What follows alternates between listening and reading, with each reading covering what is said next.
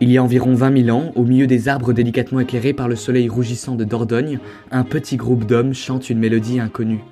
Ils attendent le signe de l'un d'entre eux qui se tient quelques mètres à l'écart. Vêtu d'une peau et de cornes animales, le chaman fait face à l'entrée d'une grotte sombre qui semble le fasciner. Il le sait.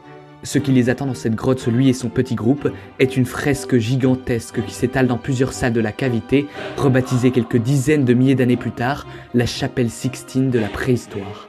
Car si la grotte de Lascaux possède aujourd'hui une fascination et une célébrité inébranlables, elle racontait au moment de son élaboration une histoire tout à fait banale, celle d'une poignée d'Homo sapiens qui, comme nous tous, manquait juste d'un peu de sens.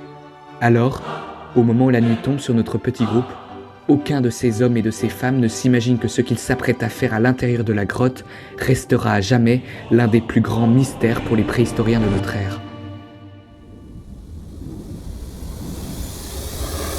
Ok, reprenons. Voilà que le chaman se saisit d'un bâton gravé et fait signe à sa petite tribu de le suivre. Chacun se met donc en marche et pénètre dans la cavité, une lampe à graisse à la main, faisant danser leur ombre sur la pierre.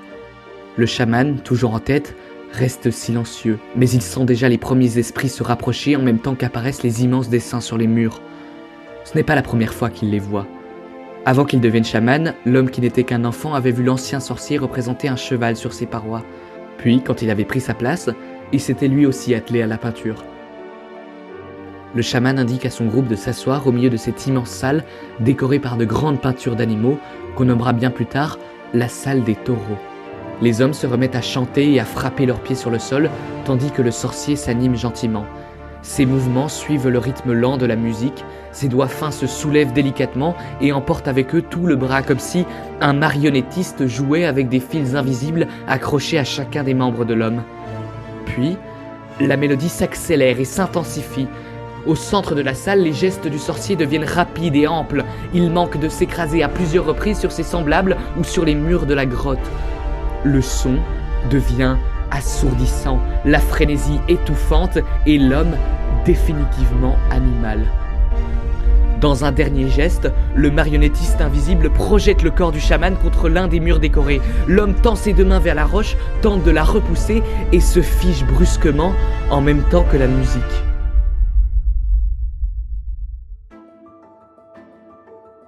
La fureur laisse place au silence, plus étouffant encore. Le chaman, pris par un intense spasme, penche sa tête vers le plafond, une main toujours accrochée à la paroi. Le temps se fige à l'extérieur, mais dans les yeux du sorcier, il file plus vite que jamais. Les animaux commencent à s'animer, puis sortent complètement du mur pour venir danser à leur tour dans la grande salle. Ils livrent sans aucun doute des messages à l'homme. Puis, c'est à son tour de les questionner. Il leur réclame de livrer à sa tribu pendant la prochaine chasse 1 ou 2 animaux dont ils pourront se nourrir. Et déjà, le dialogue entre les esprits et ce voyageur mystérieux se termine. Le chaman sort de sa transe, puis il rentre avec son petit groupe au campement, où il transmettra à la tribu les grandes lignes de son voyage.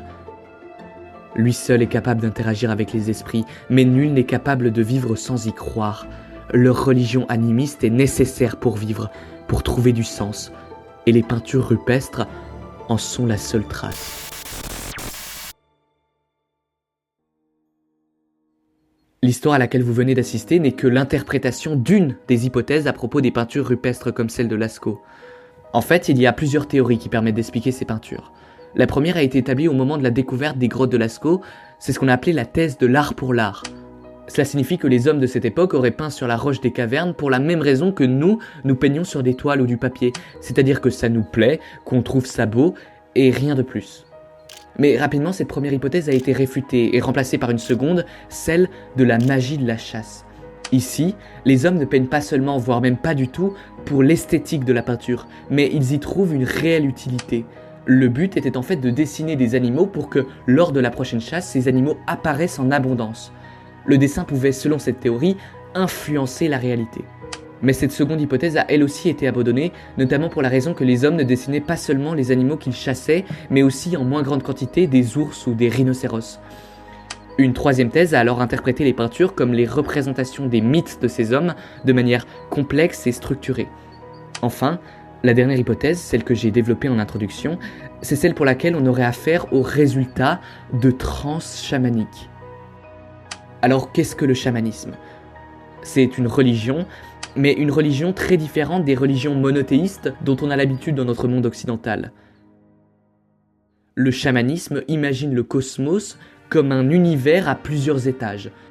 On aurait le monde terrestre dans lequel nous vivons et un ou plusieurs autres mondes qui seraient surnaturels et qui habiteraient des esprits. Ces seconds mondes seraient capables d'interagir avec le nôtre et quelque part de le déterminer. La plupart des humains ne peuvent pas accéder à ces mondes parallèles et ne subissent que les conséquences de ceux-ci. Mais il existe certaines personnes qui peuvent voyager dans l'autre monde et interagir avec les esprits. Ces hommes, on les appelle des chamans. Pour entrer dans des mondes surnaturels, les chamans utilisent ce qu'on appelle la transe, c'est-à-dire qu'ils entrent dans des états de conscience modifiés qui leur permettent d'avoir des visions et de rencontrer les esprits. Dans l'art pariétal, l'hypothèse du chamanisme peut tenir, même si certains la contestent aussi. La preuve la plus importante qui justifie cette théorie, c'est cette peinture. Elle se trouve dans un endroit de Lascaux très inaccessible qu'on a nommé le puits, parce qu'il se situe plusieurs mètres en dessous du niveau des autres salles. Si cette peinture fascine autant, c'est que c'est la seule de toute la caverne qui représente un être humain. L'homme est tracé à grands traits, et il est entouré à gauche d'un rhinocéros, d'un bâton surmonté d'un oiseau, et à droite d'un bison éventré. La scène est d'abord interprétée comme une scène de chasse, où le bison aurait été éventré soit par le rhinocéros, soit par le chasseur. Mais pour les défendeurs de l'hypothèse du chamanisme, l'homme serait non pas un chasseur, mais un chaman en pleine transe, ce qui expliquerait le fait qu'il soit en érection. Le bâton en forme d'oiseau serait donc un accessoire qui appartiendrait au sorcier. Il ne ferait pas face à un bison que lui ou le rhinocéros aurait éventré, mais à l'âme de la bête dans un monde surnaturel. Il existe en réalité une multitude d'autres façons d'interpréter les dessins de Lascaux et de toutes les autres grottes, ce qui prouve surtout que l'art pariétal restera à jamais un mystère. Les préhistoriens semblent tout de même se mettre d'accord sur une chose, si elles ne sont pas la représentation d'une religion en soi, comme le chamanisme, les peintures rupestres ont une fonction symbolique. Elles ne servent pas seulement à représenter des animaux pour le plaisir esthétique, comme on a pu le croire au début, mais elles témoignent que les hommes avaient déjà 40 000 ans avant notre ère une pensée symbolique, voire même des mythes. Mais est-ce que ça veut dire que l'homme a toujours eu des religions ? Non, en tout cas pas telles que nous le concevons. Déjà, l'art rupestre n'est pas forcément la preuve qu'il existait des religions à cette époque, mais seulement une pensée symbolique. Une religion, c'est quand il y a un lien strict entre les hommes et des dieux. Le chamanisme peut être considéré comme une religion si on estime que les esprits des mondes parallèles sont en quelque sorte des dieux. Cependant, il ne faut pas confondre les termes de religion et de mythe. Les mythes, ce sont des récits métaphysiques qui cherchent à donner une explication globale du cosmos. Le but des mythes et de la religion est donc le même, celui de donner du sens à ce qui n'en a pas, mais la manière de le faire est différente. Les mythes sont antérieurs à la religion. Il en existe bien avant la révolution néolithique d'il y a environ 10 000 ans. Les peintures rupestres ne sont pas non plus les seules preuves de ces mythes, ni même les plus anciennes. Les plus anciennes traces d'une pensée symbolique peuvent remonter au début de l'espèce Homo sapiens, il y a environ 300 000 ans, voire même chez d'autres espèces du genre Homo, dont la naissance remonte il y a environ 2 millions d'années. L'homme n'a donc pas tout de suite créé des dieux tels que nous les concevons aujourd'hui, mais il tentait par d'autres moyens d'expliquer les phénomènes naturels et chaotiques, de rétablir une cohérence et un sens au chaos. On comprend désormais que si la religion a une place si importante aujourd'hui, c'est parce que son rôle est de rassurer l'homme face à toute une série de phénomènes imprévisibles. Environ 3/4 de la population croit en un ou plusieurs dieux, et même si ce nombre est en déclin, la religion dicte indubitablement nos vies.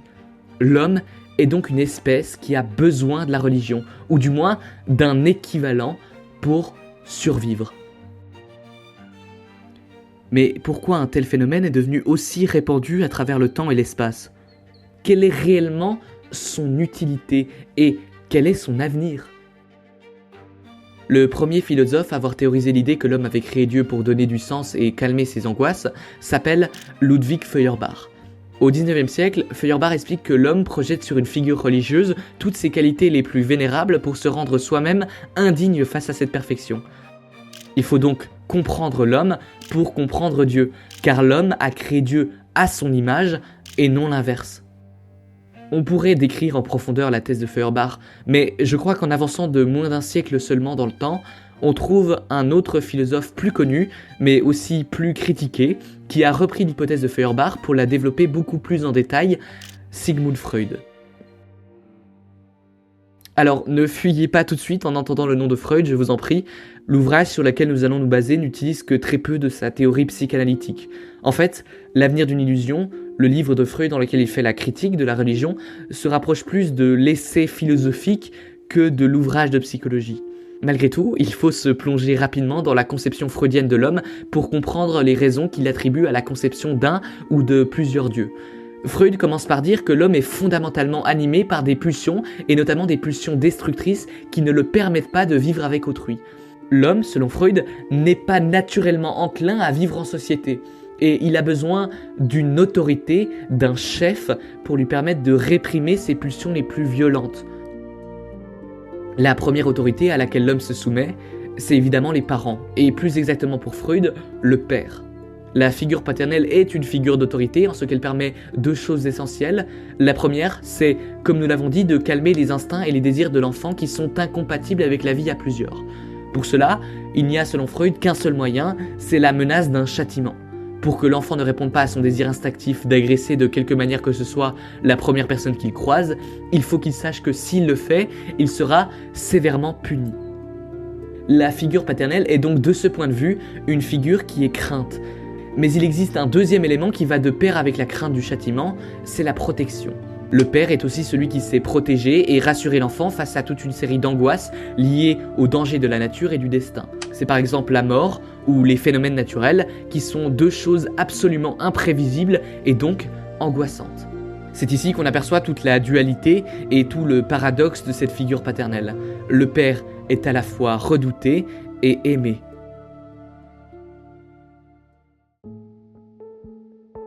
Puis, l'enfant grandit, s'éloigne de son père et est dépouillé de ce repère. Si on a l'habitude de dire que l'adulte a intériorisé les règles morales enseignées par ses parents, qu'il a développé son surmoi et qu'il n'est plus du tout infantile, pour Freud, mais ce n'est pas tout à fait vrai. La foule, c'est-à-dire les êtres humains d'un point de vue collectif, reste en réalité infantile, puisqu'elle a besoin tout comme l'enfant d'une autorité, d'une justice qui imposera la menace d'un châtiment et qui remplacera celle du père.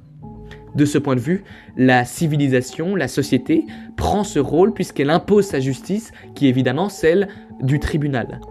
Mais cette nouvelle autorité a deux défauts. Le premier, c'est que c'est facile d'y échapper. On peut très bien faire un crime, savoir pertinemment que c'est mal, mais ne pas être puni par la loi. Le second défaut de cette autorité civilisationnelle, c'est qu'elle ne répond pas au deuxième besoin de l'homme, celui d'être rassuré et protégé par cette autorité. La foule ne retrouve pas dans l'autorité de sa société même l'ensemble des qualités qu'avait le père quand il était encore idéalisé par l'enfant.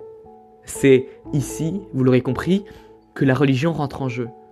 L'homme, dépourvu de son idéal paternel, va créer une figure définitivement idéalisée qui répondra non seulement à son désir de justice, mais aussi à ses angoisses face à l'imprévisible. C'est ainsi que dans la plupart des religions que l'on connaît, Dieu apparaît sous les traits du Père. Dans la religion chrétienne, on dit bien « notre Père » pour parler de Dieu. La vie après la mort est aussi l'exemple idéal de ce paradoxe inhérent à l'autorité paternelle. En expliquant que la mort n'est pas une fin en soi, mais le passage vers une nouvelle vie, elle calme de manière évidente l'angoisse de la mort. Mais en plus de ça, c'est aussi le lieu d'un jugement où l'homme sera puni ou récompensé en fonction de ses actions sur terre. Et puisque Dieu est omniscient, qu'il sait tout ce que l'on fait, il n'y a plus moyen d'échapper à cette nouvelle justice. Dieu, tout comme le Père, est donc à la fois vénéré et craint. Il prend tout à fait la place du Père que l'homme a définitivement perdu. Si l'homme a créé Dieu, c'est seulement pour répondre à ses besoins fondamentaux et infantiles. Voilà ce que nous dit Freud. La vision freudienne de la religion montre bien qu'il s'agit d'un besoin humain, un besoin naturel, celui de mettre un sens à notre existence. Et s'il s'agit d'un besoin naturel, c'est qu'il existe depuis que l'homme existe.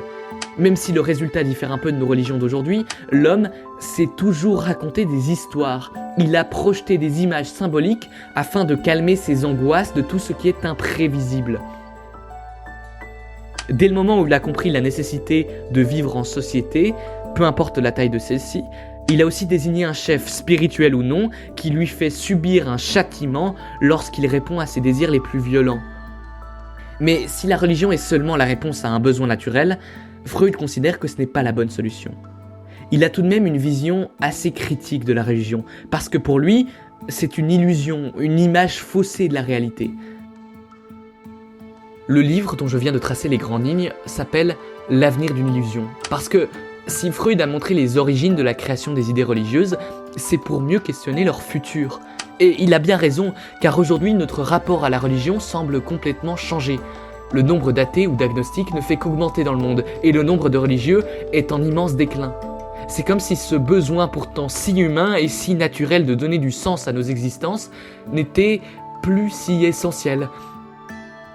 Mais malgré le développement de la science, la plupart des questions métaphysiques sur la vie après la mort ou l'origine de l'univers restent et resteront sûrement sans réponse. Et en plus de ça, d'autres angoisses ont fait leur apparition par rapport à des phénomènes encore plus imprévisibles comme le réchauffement climatique ou la guerre nucléaire. Nous avons aujourd'hui plus que jamais besoin d'une autorité, d'une figure paternelle pour nous rassurer et nous canaliser. Alors, comment se fait-il que nous ayons plus besoin de la religion ? Vivre sans religion dans un athéisme le plus total serait impossible, car ce serait bien trop angoissant et bien trop vide de sens. Et si nous n'avons pas perdu ce besoin infantile d'une autorité, cela signifie que nous avons tout simplement remplacé la religion par autre chose.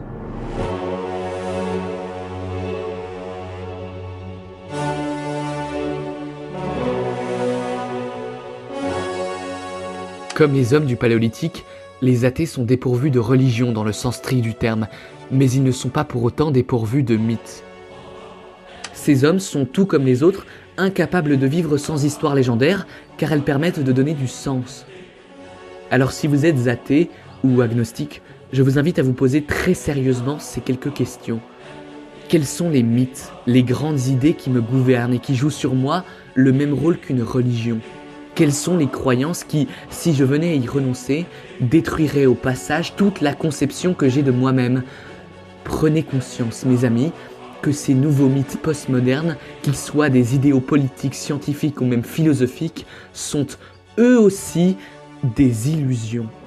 Vous ne valez pas mieux que les religieux que vous passez votre temps à dénigrer dans votre tête. Vous êtes vous aussi religieux pour la simple raison que vous êtes humain. Freud affirmait qu'il fallait remplacer la religion par la foi en la science. Mais ce qu'il n'avait pas compris, c'est que la science était aussi un mythe, et aussi une illusion. L'homme est et restera un homo religiosus.